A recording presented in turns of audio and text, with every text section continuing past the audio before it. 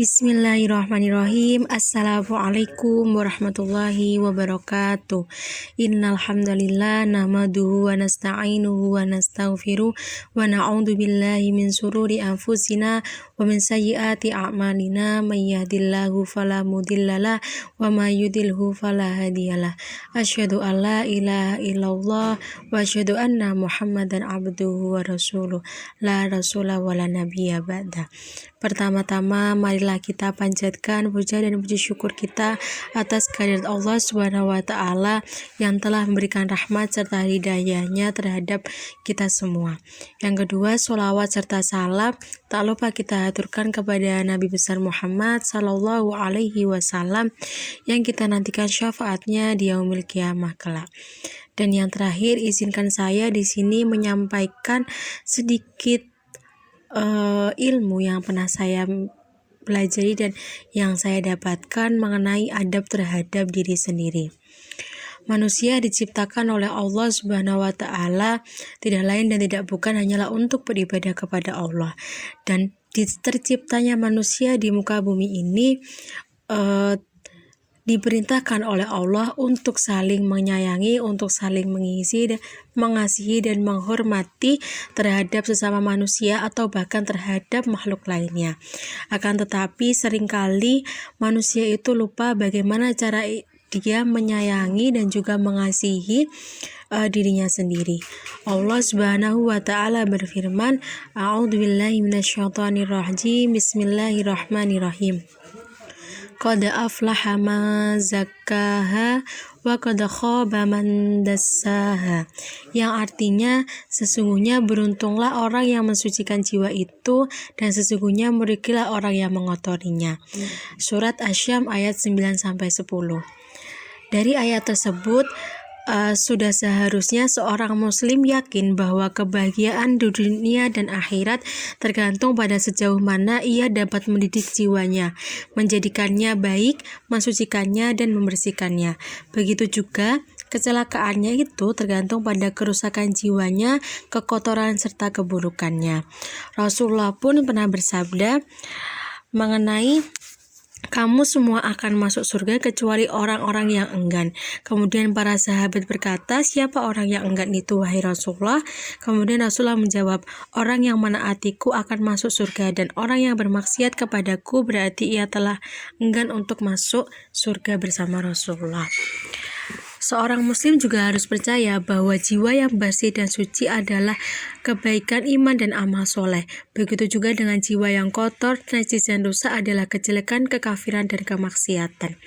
Artinya, di sini seorang muslim harus menyiapkan amal dan juga amal yang soleh untuk kehidupan dia yang selanjutnya, kehidupan yang lebih abadi, yaitu kehidupan di akhirat kelak.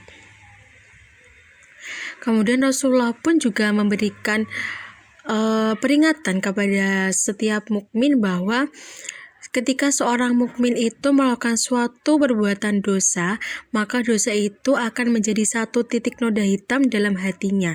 Jika ia bertobat, meninggalkan dosanya, serta memohon ampun kepada Allah, maka hatinya kembali jernih kembali. Tetapi, jika ia menambah dosanya, maka bertambah pula noda hitam hingga menutupi hatinya. Sehingga seharusnya kita sebagai muslim dan mukmin di dunia ini yang menyiapkan bekal untuk kehidupan akhirat, kita harus menjauhkan dari segala hal yang dapat mengotori serta merusak, berupa keyakinan-keyakinan yang buruk serta perkataan dan perbuatan yang rusak. Kemudian makan dengan sungguh-sungguh siang dan malam, mengevaluasi setiap saat mengenai perbuatan-perbuatan yang menurut agama tidak sesuai dengan perintah Allah Subhanahu wa taala, serta mendorong diri untuk selalu taat beribadah kepada Allah Subhanahu wa taala. Adapun langkah-langkah untuk mendidik jiwa kita agar senantiasa menjadi bersih dan suci, diantaranya adalah yang pertama itu taubat. Taubat di sini artinya meninggalkan semua dosa dan maksiat, menyesali semua dosa yang telah dilakukan serta berniat untuk tidak mengulangi pada waktu yang akan datang. Rasulullah sendiri pun Rasulullah sebagai hamba yang sudah terjamin akan dimasukkan ke surga, ia tetap melaksanakan taubat kepada Allah sehari sebanyak 100 kali. Itu terdapat dalam sabda Rasulullah pada hadis riwayat Muslim, "Wahai manusia, bertaubatlah kepada Allah. Sungguh aku pun bertaubat kepada Allah dalam sehari sebanyak 100 kali."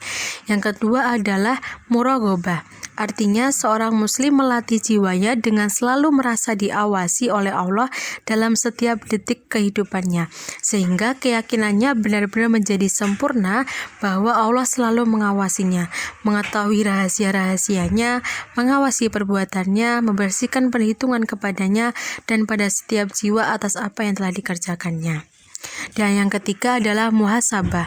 Muhasabah di sini juga dapat diartikan sebagai introspeksi diri, yaitu ketika seorang muslim melakukan amalan di dalam kehidupan siang dan malam yang dapat membuatnya bahagia di akhirat dan menjadikan orang yang berhak menerima kemuliaannya serta keridhaan Allah di dalamnya.